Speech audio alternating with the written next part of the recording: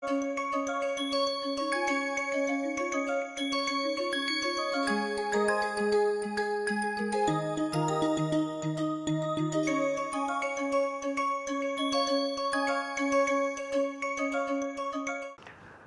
everyone, welcome to today's class. I hope you could go through what we discussed in the last class. We will briefly look at what we did and what we discussed in the last class. Now we looked at the asymmetric reduction part, where we discussed William Knowles' Nobel Prize winning work, where he developed an industrial method for the synthesis of L-DOPA, so starting from an enamide like this, where asymmetric hydrogenation was done using a rhodium catalyst where ligand was this dipam, and this led to the synthesis of L-DOPA in a high enantiomeric purity. Then we also discussed how Noyori's Nobel winning work using binaps as chiral ligands. So, we saw two binaps, one of this and its mirror image, one of them is R, the other one is S configurated, and these binap ligands were very useful in leading to very high enantiomeric purity of the products wherever these ligands were used. For example, isomerization of olefins was done, and this kind of olefin which had a diethyl amino group at the end could be isomerized to an enamine, where this new asymmetric center is being generated, and if we use R binap, then we get the configuration of the asymmetric center being like this, and if we took S binap, then of course we have this asymmetric center configuration opposite to the above one. And this kind of isomerization of olefins, as one can imagine, that we can do the hydrolysis of these enamines and get the corresponding aldehyde. This is what was utilized in the synthesis of menthol by Takasago company, and the beta pinene was eventually converted to this minus menthol using a step of reactions involving one of them being isomerization of olefins using a rhodium binap catalyst. And towards the end we saw that a ruthenium catalyst of this kind can be used for the reduction of these enones to the corresponding allylic alcohols in the presence of hydrogen and isopropanol, and this gave the corresponding allylic alcohol in 90% enantiomeric purity, which is a good vitamin E building block. So, this was one of the methods of reduction of ketones. So, we will try to look at in today's class what other methods are there for the reduction of ketones to enantiomerically pure alcohols. If we look at various traditional methods of enantioselective reduction of ketones, what basically is done is modify say sodium borohydride or lithium aluminum hydride or diol for example into some sort of reducing agents in which we have a chiral ligand attached to it. See, for example, one can make sodium boro tri-alkoxy hydride where the R group of the alkoxy part is chiral. In a similar fashion, one can also make the lithium aluminum tri-alkoxy hydride where again we have the R as a chiral ligand, and of course one can also do the same with the diol. And one of the very interesting methods developed by Brown was the use of this particular borane compound which has a chlorine attached to it, and this particular part is coming from a pinene part. So, it is a chiral molecule, and these kind of reducing agents have been found to convert a ketone which is a prochiral ketone. So, if we take R and R1, we expect the reduction to give optically active either this or this one of them, or one of them being major optically active alcohol. Now these reductions are straightforward reductions of the ketone to the corresponding alcohol. We need not discuss that in detail. Of course, in the case of diol which is modified by a chiral ligand, would of course behave not as a nucleophile to start with, but once it has have a coordination with the oxygen of the ketone, then of course it behaves like a nucleophile. But in all these cases, the enantiomeric purity of this or the extent of asymmetric induction depends upon various factors, of course including the chirality of the R ligand. In this particular case, when this boron attaches to the ketone, so you have a attachment to the ketone which is a prochiral ketone, and of course you have this coordination like this, and it is attached to the part which is shown here. So, we have this part which is here, and this part is essentially this part. So, what is exactly happening is something that we can write it in one step here. For example, if we have written in this fashion, then we can expect the boron from here. We have written only one part of it, and we can write the other part which is attached to this same thing. Now we need to have the attachment of the boron. It will be something like this.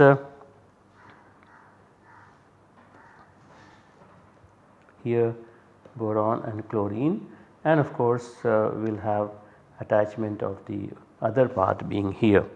So one expects that what will happen is when this has a coordination to the oxygen, then we generate a kind of delta positive here and a delta negative here, and then this hydrogen attaches as a hydride to the carbon of the carbonyl group, and this goes in here and this again comes back here. So this allows the reduction to be completed. So you have R1 and of course the hydrogen, whichever way the hydrogen has to go. Say assume hydrogen comes in this way, so then boron would be attached to the oxygen and we have this particular part attached it here. So once then of course we hydrolyze it under basic conditions or under acidic conditions, and then we get the corresponding chiral alcohol. And during this process what releases from here is very interesting, is something that one can think about it, is basically it is nothing but a pinene. So this is pinene, this is alpha pinene because the double bond is internal double bond, and this is alpha pinene that comes off. So the reducing agent is chlorodiisopenyl camphenyl borane, and what is interesting is that the chirality of this particular path is guiding the hydride transfer to the carbonyl group, and then the asymmetric reduction leads to this particular chiral alcohol which is of very high enantiomer purity. So, these are the various reducing agents that are needed for the reduction of ketone to the alcohol. But as you can see that the hydrogen which is being transferred to the carbonyl group as a hydride is essentially coming from the modified reducing agent. That means whichever one we take it, we need at least 1 mole equivalent of it, because each molecule will deliver 1 hydride. So, it is a bit expensive in the terms of chiral ligand to be used, and therefore, there have been efforts to modify various reducing agents and see that if the chiral part of the ligand which is being used as chiral ligand to modify the reducing agent, whether it can be in a catalytic fashion or not. In this context, there is a very interesting chiral catalyst introduced by Corey, which is known as oxazaborilidine catalyst or Corey-Bakshi-Shibata catalyst, which is useful for the enantioselective reductions of ketones. The structure of such a catalyst is shown here, which has a bicyclic 5-5 system in which there is a nitrogen, boron and oxygen in a contiguous fashion. Now, this particular type of Corey-Bakshi-Shibata catalyst can be prepared from either S-proline or R-proline. Now, because there are two 5-member rings which are attached to each other, the shape of this particular Corey-Bakshi-Shibata catalyst will be of a bowl type, in which one side of the bowl is sterically hindered and the other side is sterically free. Now, depending on whether one uses S-proline or R-proline, the side of the bowl would be differently accessible. How is this particular catalyst made? We will see from, say for example, we start with S-proline, then we react with phosgene, which converts the NH to NCOCl, and then we use triethylamine to deprotonate the carboxylic acid to the corresponding carboxylate, which then reacts with this particular carbamoyl moiety to form this bicyclic intermediate.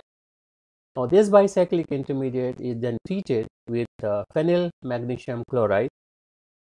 Now, phenyl magnesium chloride preferentially interacts onto this particular carbonyl carbon, because this carbonyl carbon is less electrophilic, because there are two heteroatoms which are on the either side of this particular carbonyl carbon. Therefore, this carbonyl carbon is more electrophilic for Grignard reagent to attack. When this Grignard reagent attacks, we get this kind of first intermediate, which then breaks to release carbon dioxide, and of course NMgCl will be forming, and also the corresponding ketone will be liberated. Now, with the excess of phenyl magnesium chloride being around, this ketone would again react with the phenyl magnesium chloride to form the corresponding OMgCl. Of course, that has to be neutralized and followed by basification to release this particular amino alcohol. Now, this amino alcohol then reacts with trialkyl boroxene, and there is a formation of a bond between nitrogen, boron and oxygen. That means this particular part of the trialkyl boroxene gets inserted between nitrogen and the oxygen to liberate the Corey-Bakshi-Shibata catalyst.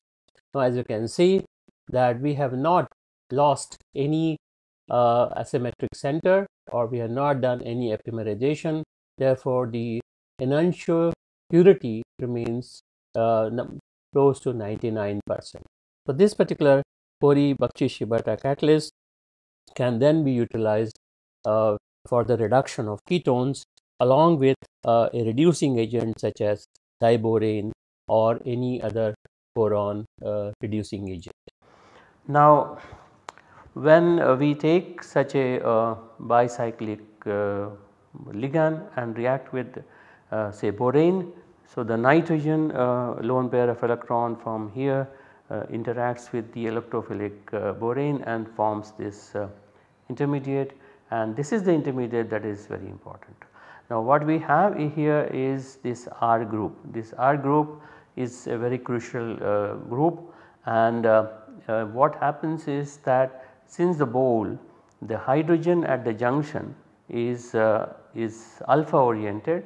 So, the bowl is the major bulk of the bowl is like this. It is going to be pointing out up and the hydrogen is pointing below. So, basically the bowl is like this. So, what happens is that since the hydrogen is pointing down because the bowl is pointing up, the major part of the bowl, and therefore the nitrogen attaches to the borane from the alpha side, that means the lower side, from the same side as the hydrogen is. Now, we have the only now electrophilic path that is left out is this particular boron, and we have the carbonyl group which can have one small group and one a large group. So, the oxygen of the carbonyl group comes in contact with the electrophilic boron and has this chelation or the coordination. Now, at that stage there are two possibilities of orienting. One, of course, as I have shown it here, and the other possibility is that the oxygen attaches in this fashion and we have our large group coming here and the small group coming here. So, what it means that this particular R group which is pointing upward, because the oxygen of the carbonyl group from the lower side has attached, and the steric hindrance caused by the R group would allow which direction the carbonyl group would be oriented. Since this R group is beta oriented, therefore, the small r part, that the group which is smaller orients towards the beta side to avoid steric hindrance. If we had put this kind of orientation, then what would have happened is that there is a severe steric interaction between this R and this R large group, that is the larger group attached to the carbonyl. So, therefore, in such a situation the carbonyl group orients in such a way that the large group goes behind and the small group comes towards us, which is kind of more towards the R group. In that situation, then the hydride is transferred, and the way I have shown it here, and suppose if RL group is going behind and RS group is coming towards us, RS means small substitution and the RL is the larger substitution, then the hydrogen is transferred into the plane and therefore we get the intermediate of this kind.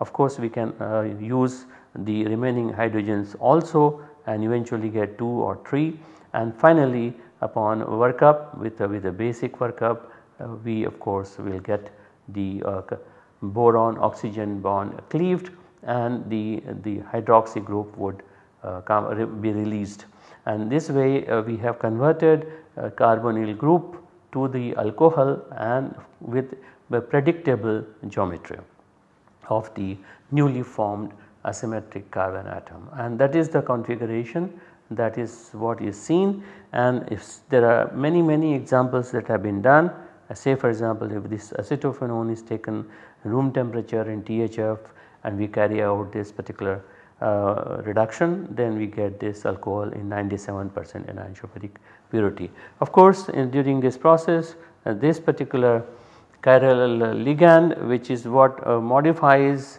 the reduction part of the borane into such an intermediate. So, essentially this is the reducing agent which is a modified reducing agent, and therefore this particular chiral ligand is only used in small amount 1 or 2 or mole percent, and whereas we use 1 equivalent of the corresponding reducing agent.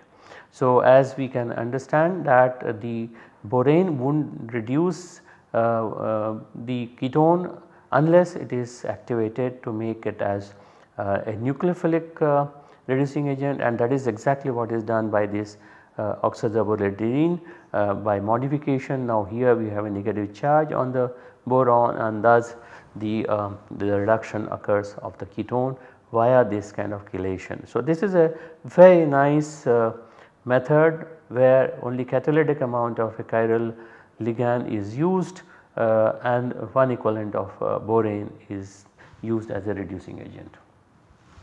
So Corey also showed, Corey is the one who is a professor at Harvard University and 1990 Nobel Prize winner, and what he has also shown that if we take a ketone of this kind where there is a trichloro methyl group attached to it, and we use borane, which is a catechol borane, we can use different types of borane molecules depending on what kind of enantiomeric purity is given.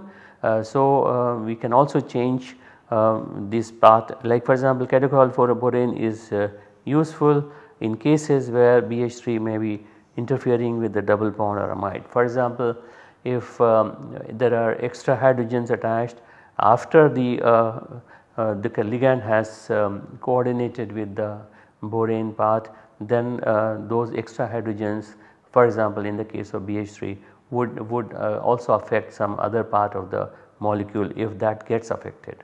At the same time the modification of the borane can be also done in such a way that gives more steric bulk to the reducing agent. So we use this particular part, so we can also modify this based on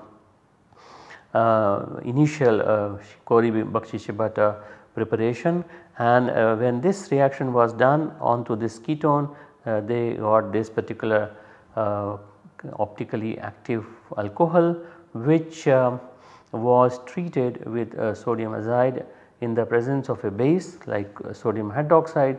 So you can imagine that this epoxide which is formed is basically nothing but if we can imagine that we have here molecule like this, and you have an O minus becoming because of the two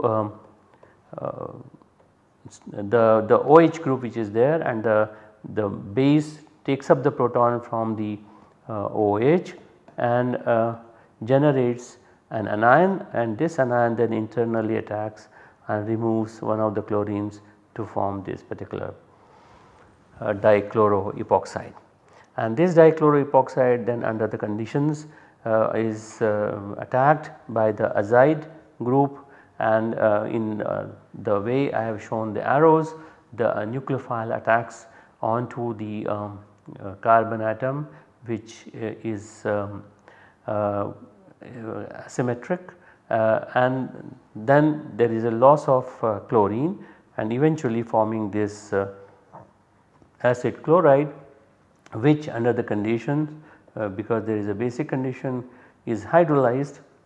Of course, we can write the configuration of this in this fashion and in this fashion, whichever we like it, and then finally when we do the hydrogenation using a normal palladium catalyst, then the hydrogenation leads to alpha amino acids. So this is basically a very convenient and a fantastic way of converting a simple ketone of this kind to an alpha amino acid of this type. Now here, depending on what the R group is, this R group coming from the of course I must emphasize that this R group is different from this R group. So basically one can write here is that this being as R1 to distinguish from this R. So we can imagine that we can also get this alpha amino acid with a different configuration. That means we can think about getting, say you have an amino group here coming as NH3 plus, and you have hydrogen coming like this, and you have the carboxylate ion. So, this is also possible if we use the other enantiomerically pure Cori-Bakshi-Shibata catalyst. That means if we start with S-proline, we get, say for example, this kind of alpha amino acid, and we start with R-proline, we can get this kind of amino acids, and therefore we have the possibility of getting both the enantiomers of the same alpha amino acid, and thus one of them would of course be natural, or we have a possibility of making unnatural amino acids, alpha amino acids of both enantiomeric type. And this is something very useful because unnatural amino acids are important for making different types of peptides or proteins to study their effect on in the biological systems. So, this is how this particular reduction has been done.